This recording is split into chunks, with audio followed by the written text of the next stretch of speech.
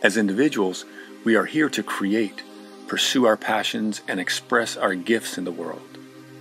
Therefore, at some level, the relationship must be a vehicle to support the expression and fulfillment of these individual desires, as well as provide an opportunity for the couple to joyfully co-create together.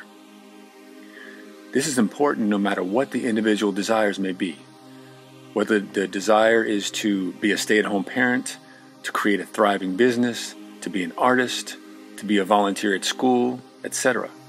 The relationship fosters the best in the individual. In any endeavor, there are countless ways to be creative and use our gifts, and we will be better able to do that if the relationship supports it.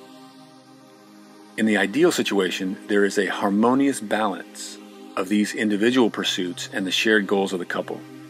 When the couple is working together on their shared goals, they will be more powerful and successful.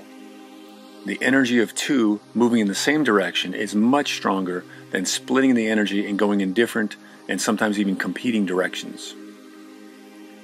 Because our desires change over time, it is important to clarify and address them on a continual basis with our partners.